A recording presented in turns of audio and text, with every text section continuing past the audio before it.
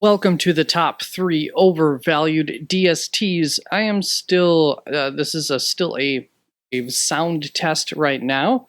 The previous portion for the kickers was good enough. There were some issues with it, but you could pretty much understand everything that was needing to be said. Hopefully we are better now, but if you've seen this portion already, you should know what I'm about to say, so you can skip ahead to the next bookmark unless you want to rewatch this again. This is the portion that will be in both the overvalued, undervalued videos. I am recording all of these within a relatively short time. I'm going to make some costume changes just so it doesn't look like I'm in the same outfit for every video, but things may get jumbled around with that. With that said, let's just move on to the DSTs here, looking at the overall position and how did the teams perform over the course of the 2022 season according to my EV ranked system. And you can see over here on the right the actual average fantasy points per week, how they would have ranked there. Color coding might help a little bit easier just to see some of the major differences. Quite a bit of shuffling around, as you can see at this position. We'll go through this in tiers, and there is one lone DST at the top tier. This would be a DST 9, essentially, here, according to the color coding. The New England Patriots are the lone team here at the top, followed by a second tier with 3 teams. So just like last year, we found that there were 4 teams that pretty much separated themselves, made themselves an asset to teams, and it looks to be pretty much the same here. Those videos are some of the first videos that you could find on my channel if you wanted to look at some in-depth analysis on each of the positions, but they're the first videos I've ever done, so there's a lot of information I tried putting in as short of a period of time as I could. They are what they are. But now this second tier of DSTs, according to the color scale here, DST 12s on average per week. Most weeks are going to be the Philadelphia Eagles, the Dallas Cowboys, and the San Francisco 49ers. Then we have one more tier here who's still making themselves a little bit different from the majority of defenses, putting a top 9 defenses in here, which I think was about what I came to last year. Is you kind of want to, at the very least, make sure that you're in an top 8, 9 picking position when it comes to the defensive teams.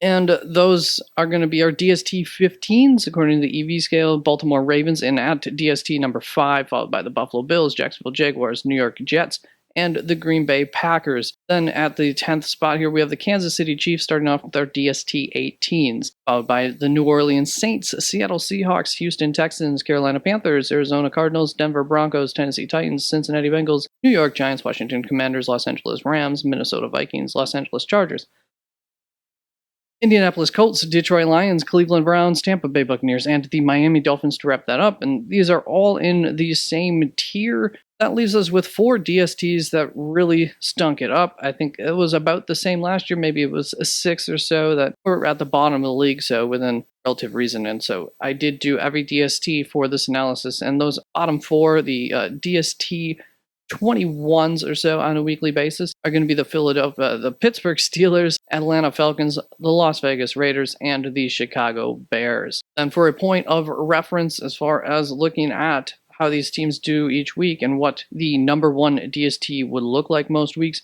well, they're going to score within about 4.5 points on either side of 21.5 points, roughly. Then for the DST 6s, we're looking at about 11.5 points, plus or minus 1.5 to 2 points within that range, roughly.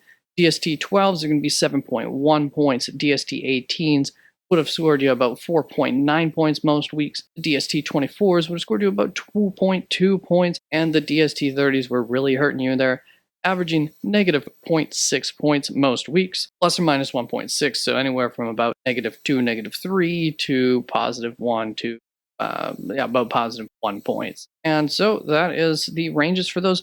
Let's move on.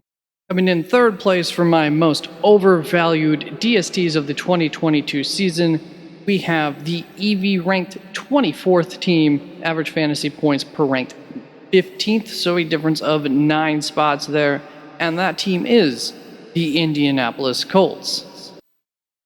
As a quick reminder, just like with the kickers, I will be considering ties to be more of a negative for the overvalued DSTs, as they're supposed to be, quote-unquote, better than the competition that I am comparing them to in these head-to-head competitions here, not equal to them.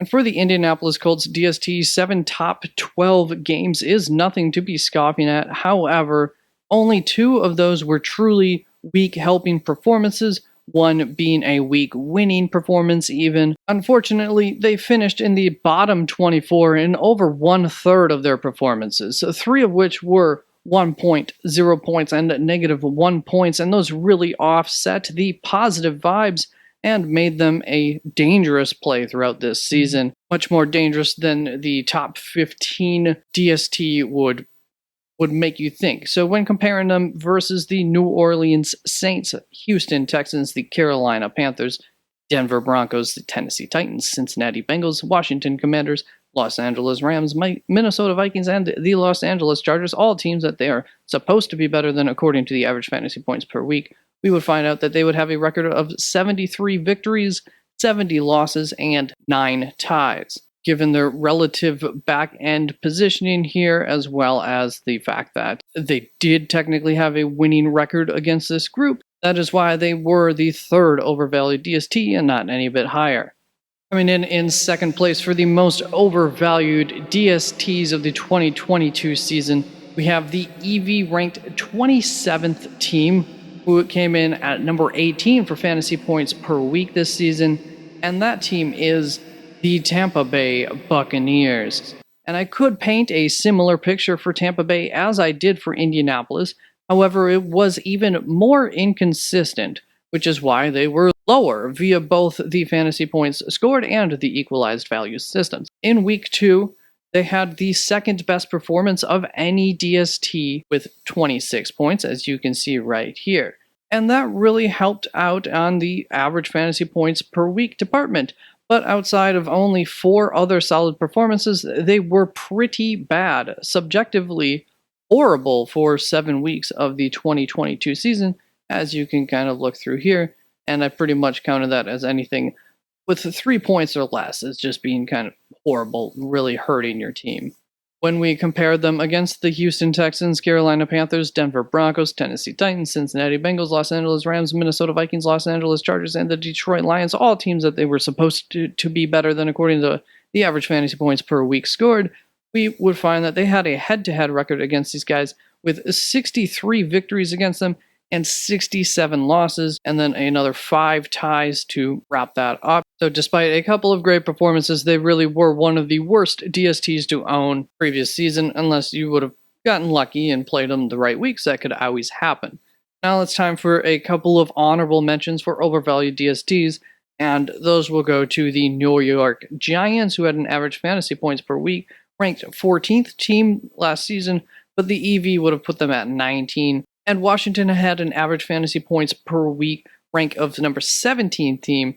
However, the equalized value would have put them at 20th. And that will bring us to the number 1 overvalued DST of the 2022 season. And this is by a mile. This is by far the biggest difference that I think I saw at any of the positions between the fantasy points per week and the equalized value.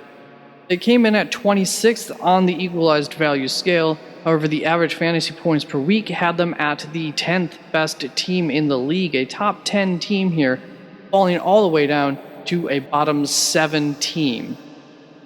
And that team is the Cleveland Browns.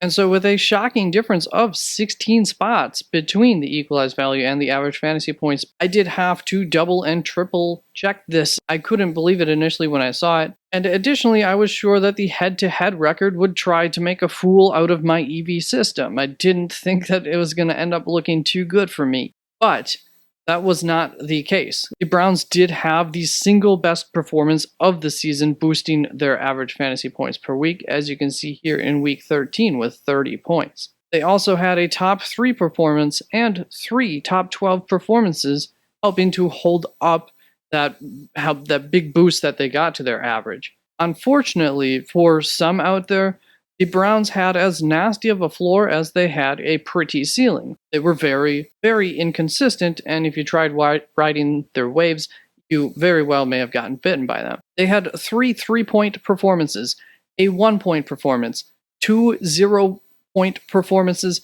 and a negative 3-point performance, all what I would consider detrimental to the team on the weekly basis there. And as you can see right here, It's like they had a big week followed by a bad week, followed by a big week, followed by a bad week. And so when we look at them versus essentially the field here, versus the Kansas City Chiefs, the New Orleans Saints, the Seattle Seahawks, the Houston Texans, Carolina Panthers, Arizona Cardinals, Denver Broncos, Tennessee Titans, Cincinnati Bengals, you can see the list there versus a lot of the teams in the league versus DSTs that would have ranked as like the Detroit Lions here 28th according to the average fantasy points per week. 27th, a lot of teams that aren't way below in average fantasy points per week here. And the head-to-head record against all of those teams came to 111 victories, 123 losses, and 8 ties, which made them a clear number one most overrated defense. The Cleveland Browns were definitely not a top 10 contributing DST to any teams, any owners that may have used them throughout the season. Could have gotten lucky, but highly doubtful with how those fantasy points came in, depending on who those opponents were on a week out basis there, I suppose. So that is it for the DSTs and the kickers for the overvalued. Check out my videos on every other position. They'll be coming through. Thank you very much. Take care. I appreciate you. Can't wait to get into the draft season here. So I'm filming all these in a row.